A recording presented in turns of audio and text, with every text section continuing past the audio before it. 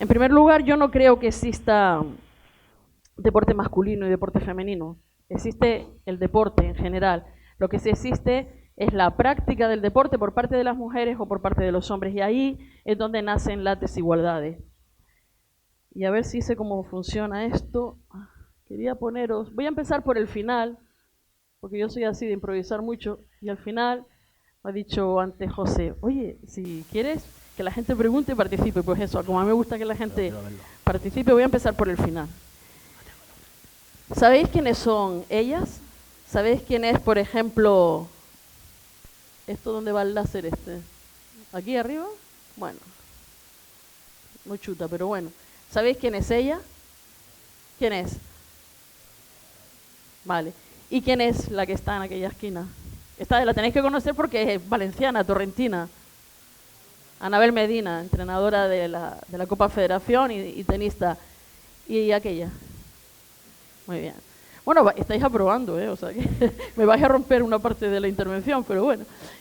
Arriba, las chicas del Levante, y aquí abajo la selección de baloncesto femenina que ganó recientemente el Eurobásquet. Aquí hay una compañera del Valencia. Yo es que como soy granota, pues me tiran los colores y al final es lo que hay. Bueno, esta es una de las... está bien que conozcáis a cada una de estas chicas que están aquí, cada una de estas deportistas, pero la realidad es que con lo que nos encontramos cuando trabajamos en el mundo del deporte es que no existen referentes dentro del deporte femenino. Casi todo el mundo conoce a las grandes estrellas, a Gasol, a Messi, a Ramos, a cualquier deportista masculino, ¿no? Sin embargo, existen muy pocos referentes dentro del deporte femenino. Esto que os cuento no es una exclusividad del mundo del deporte, eso ocurre en la sociedad en general, ¿vale? El deporte no es un rara avis dentro de las desigualdades que existen en la sociedad. Existen todo tipo de desigualdades entre hombres y mujeres que en el siglo XXI seguimos intentando combatir. Y en el mundo del deporte, evidentemente, esas desigualdades también existen. Dentro de esas desigualdades, cuando hablaba al principio de la legislatura pasada con las federaciones o con los clubes, había un tema que era muy recurrente, que antes lo ha dicho también la concejala, ¿no? El abandono del mundo del deporte por parte de las chicas cuando llegan a las edades adolescentes.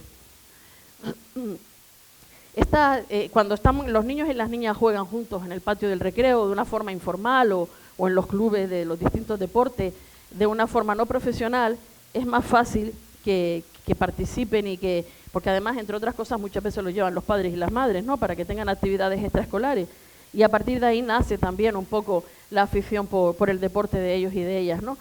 Pero a medida que vamos avanzando las edades, hay una diferencia que es lo que marca un poco el recorrido en el mundo del deporte luego de las mujeres. Y es que cuando llegamos a las edades adolescentes, muchas chicas abandonan el mundo del deporte. ¿Por qué? En primer lugar, porque las mujeres somos más autoexigentes que los hombres. Y de esa autoexigencia conocemos en todos los ámbitos de la sociedad, esa es nuestra forma de ser. Nos exigimos el doble, pero la sociedad también nos exige el doble, ¿vale? Las mujeres, siempre que ocupamos un puesto de responsabilidad, tenemos que demostrar que somos capaces de hacer esa tarea que nos ha sido asignada, mientras que a los hombres en muchas ocasiones se les da por supuesto. Y de esto seguro que a los padres y las madres no les sonará raro lo que estoy diciendo. Pero es que además, cuando ya pasamos esa edad de la profesionalización del deporte, donde ya nos dedicamos todos, pues como mi edad, ¿no? Que nos dedicamos a practicar el deporte de una manera, pues eso, para entretenernos y divertirnos con los amigos y las amigas, es más fácil que los hombres se dediquen. ¿Por qué? Porque se van a jugar a la pachanga de fútbol o de baloncesto o lo que sea, y luego de ahí se van a tomar las cañas con los amigos y es súper divertido, ¿no? Los hombres, sobre todo los chicos, les encanta ir los sábados por la mañana a montar en bicicleta y luego se van de almuerzo. Eso lo habéis visto todos, ¿no? Y todas, pues eso pasa.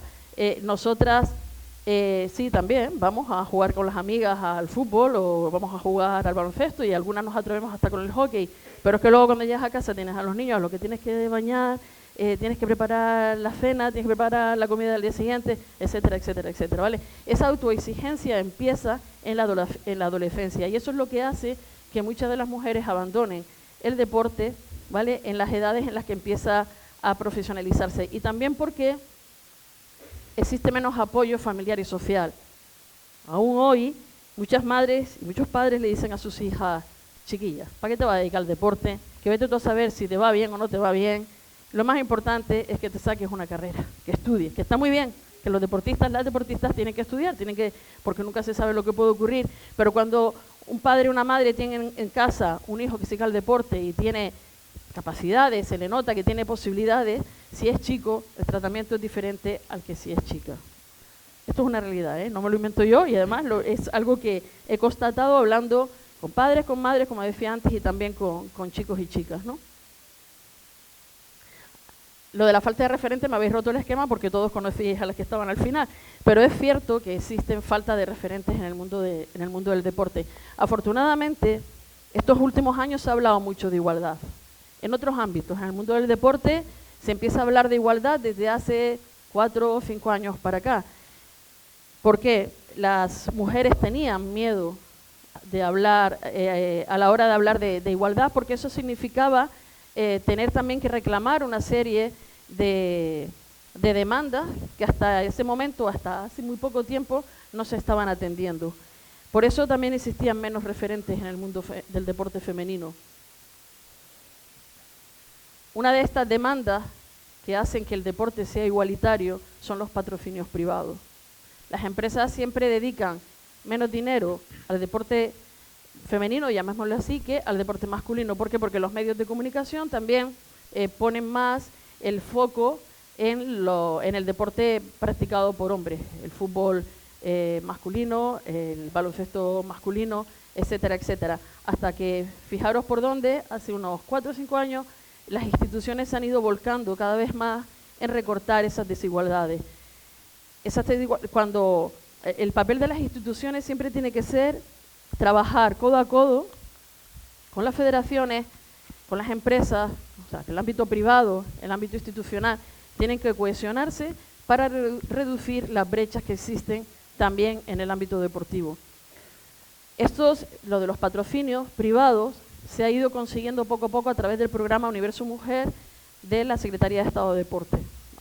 Ese programa lo que hace es que las empresas que dedican determinadas cantidades económicas a la publicidad, invierten una gran parte en el apoyo al deporte femenino y de esa forma pues tributan a Hacienda menos cantidad, ¿vale? O sea, aquí nadie da nada gratis, ¿vale? Tributan menos cantidad a Hacienda, pero bueno, bienvenido sea, siempre y cuando esas empresas dediquen esas cantidades de dinero al apoyo y al fomento del deporte femenino. Eso ha hecho que, por ejemplo, el fútbol femenino, que ahora está patrocinado por Iberdrola, o el baloncesto femenino, que está patrocinado por Día, ¿vale? Eso hace que, por ejemplo, los medios de comunicación hayan puesto más interés en este tipo de deporte. Y por eso ahora no nos resulta nada extraño ver los fines de semana un partido de fútbol de chicas. Hemos visto recientemente la final de la Copa de la Reina, por ejemplo. Hemos visto el Mundial de Fútbol Femenino, o recientemente hemos visto la Eurocopa, el Eurobásquet de baloncesto, ¿no?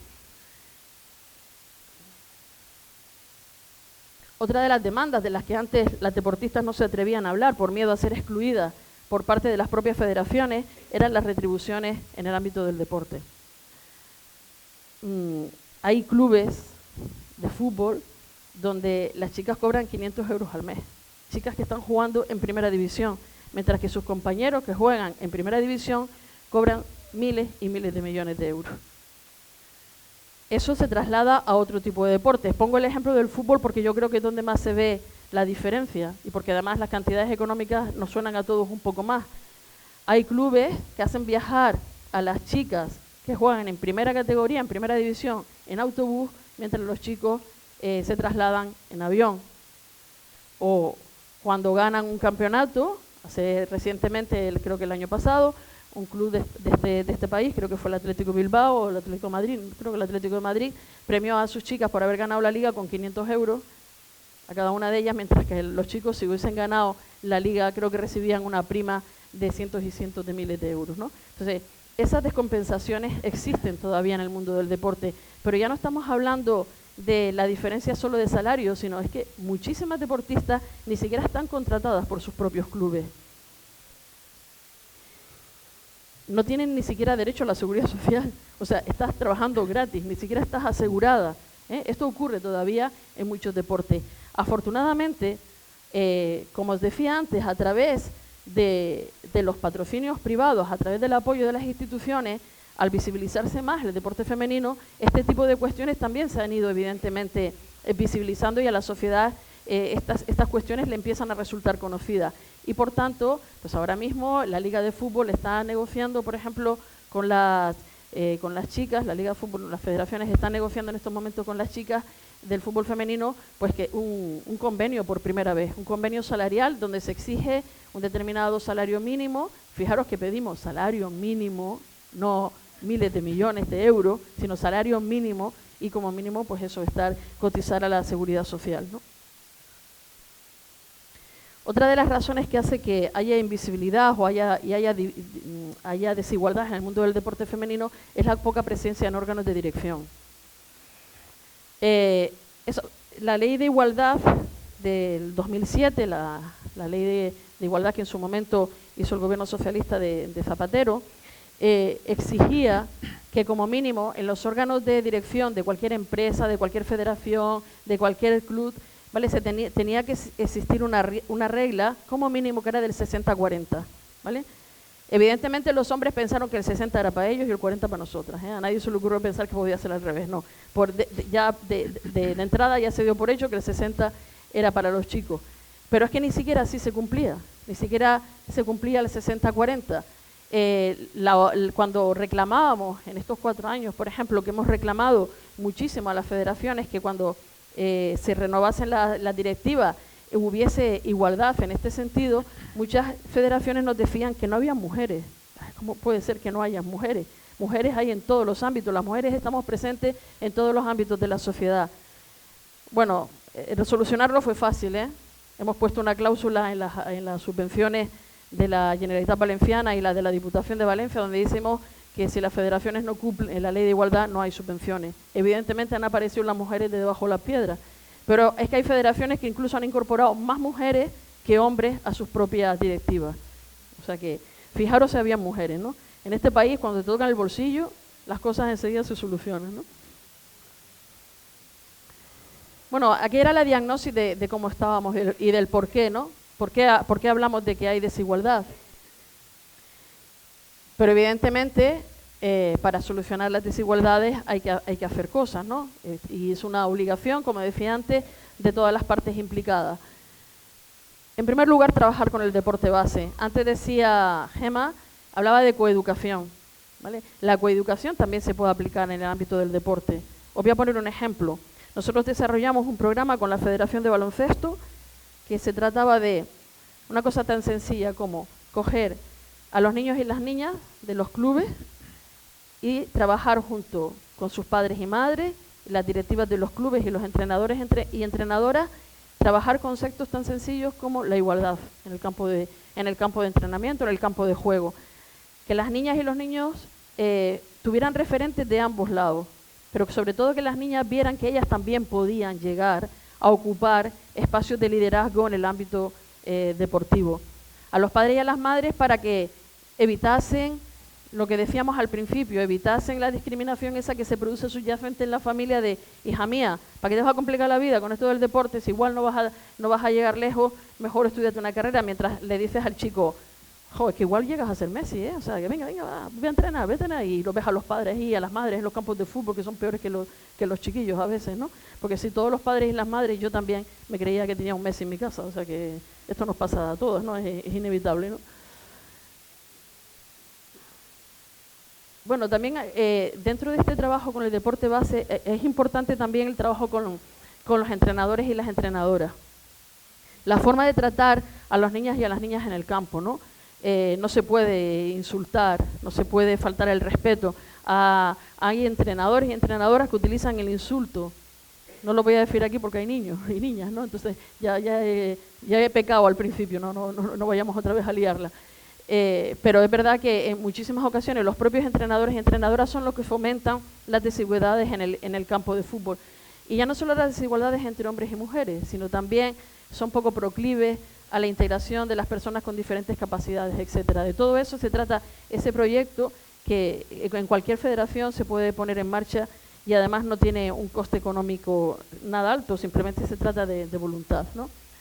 Lo de la complicidad con las federaciones es importante. Antes os he puesto ejemplos, ¿no? Una vez que les invitamos, entre comillas, ¿no?, a potenciar la participación de las mujeres en las juntas directivas, las mujeres participan en las juntas directivas, pero sí es verdad que hay federaciones con las que hemos trabajado, y lo hablo ya en primera persona, ¿no?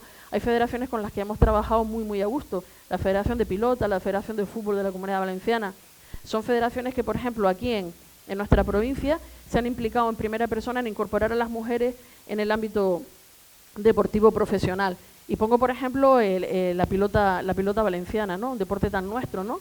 Tan de la terreta, pero que solo practicaban los chicos de forma profesional, y que en los trinquets, por ejemplo, cuando habían partidas de chicas, los hombres no iban. Porque claro, esto de ver a las chicas jugar a la pilota parecía que era un sacrilegio, ¿no?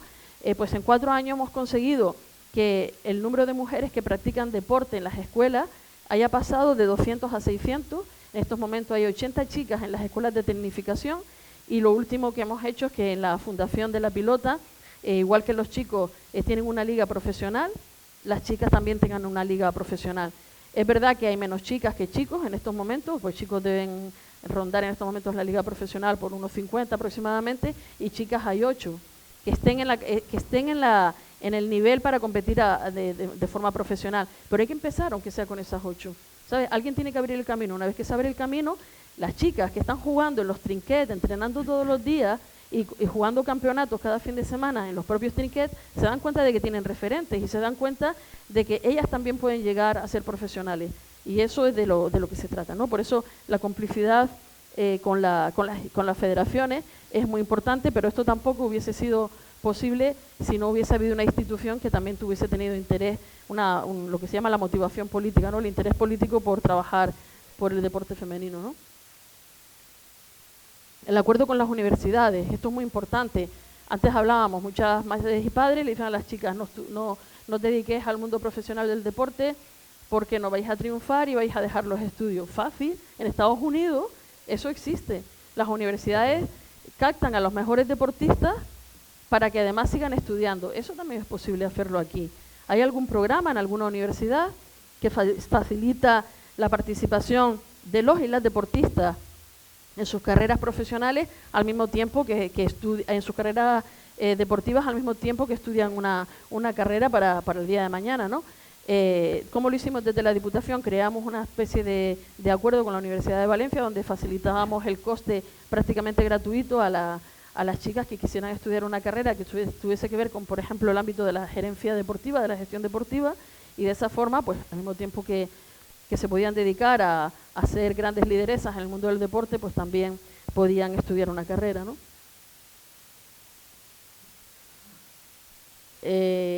Los programas institucionales de apoyo al deporte son muy importantes porque ya no se trata solo de crear becas o de crear ayuda, ¿vale? Claro que hay becas, todas las instituciones tienen becas, pero tú tienes que hacer ahí acciones positivas en ese ámbito para fomentar el deporte femenino, como, por ejemplo, convocatoria de ayudas para clubes de élite, por ejemplo. ¿Quién tiene más puntuación? El club que, siendo femenino, tiene el club, que teniendo 2 equipos, masculino y femenino, ¿vale? Fomenta la participación de las chicas en esa disciplina deportiva. Y además, si esa disciplina deportiva en la que participan las chicas está en un ámbito de una categoría superior a la de los chicos, todo eso suma puntos, de forma que siempre estás apoyando la participación del deporte femenino.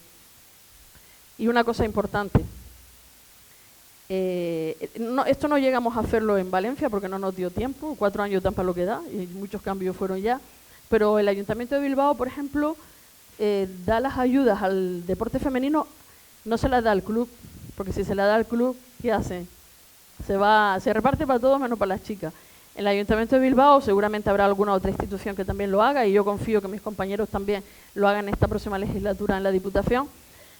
Dan las ayudas equipos femeninos. Así nos aseguramos de que el dinero llega exactamente a los equipos femeninos. Eso sí lo hemos hecho con la Federación de Fútbol, nosotros, pero sacar una convocatoria única y exclusivamente para equipos femeninos, pues no nos dio el tiempo para más, ¿no? Y lo del seguimiento es importante, pero el seguimiento es importante no solo para las chicas, sino también para los chicos. Muchas veces las instituciones sacamos programas, sacamos ayudas y luego no hacemos seguimiento del deportista, de la deportista a la que le damos la ayuda o esa subvención, ¿no? Es importante, lo que pasa es que no hay recursos humanos suficientes dentro de las instituciones, aunque costaría bien poco plantear el cambio de estructura y avanzar en ese sentido, crear una especie de ADO en la Comunidad Valenciana, en la provincia de Valencia, y que haya un seguimiento personalizado de las ayudas que se dan a los y las deportistas, de forma que podamos acompañar el crecimiento de cada uno de ellos, poniendo mayor énfasis en este caso, porque una prioridad acortar la distancia que hay entre el deporte femenino y el masculino, poniendo un mayor énfasis, ¿no?, en el seguimiento de las deportistas, ¿no?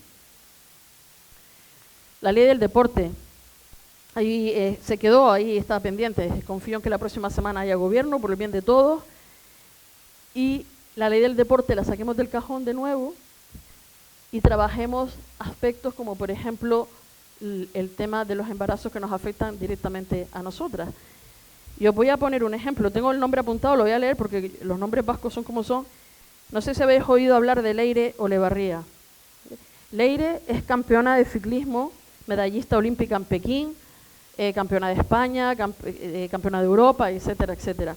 Leire se queda embarazada un día y evidentemente durante ese tiempo que está embarazada y que tiene a su hija se aparta de la competición. Cuando se recupera de su embarazo, nace su hija y tal, ella se dedica a entrenar como una fiera, ¿vale? Y consigue la puntuación suficiente para participar en el Campeonato del Mundo de Ciclismo representando a España. La federación la convoca y ella, cuando está en la convocatoria, está en la... ¿Cómo se llama esto? ¿Cómo se llama? Tú que eres fútbol deportista. Cuando te convocan y te aíslan ahí un tiempo para prepararte, ¿cómo se llama? Eso. Te convocan ahí. Estando en la concentración, ella pidió que le dejasen llevar a su hija para seguir amamantándola, ¿no? Porque ella le daba el pecho a su hija. Y la federación le dice que bien, que se la lleve, pero tiene que pagar ella el billete de su hija y el billete del acompañante, ¿vale?, que le iba a cuidar de la niña mientras ella siguiese entrenando. Ella dijo que sí, que ningún problema, y allí que se va con la chiquilla y con la chica que le cuidaba a la niña mientras ella entrenaba. Segunda convocatoria de la selección española, ella tiene todos los puntos para entrar, además la mejor de las puntuaciones para entrar en la convocatoria, y no la convocan. Ella pide explicaciones de por qué no la convocan y le dicen que bueno, que es un lío para la propia selección que ella vaya con su niña, a la que tiene que amamantar, y con una persona. Y ella dice, pero bueno, si me lo pago todo yo, o sea, qué lío, yo pago la habitación, yo pago el billete de la niña, pago el billete de la chica que cuida de la niña, y yo estoy al 1000 por 1000, o sea, ¿cuál es el problema?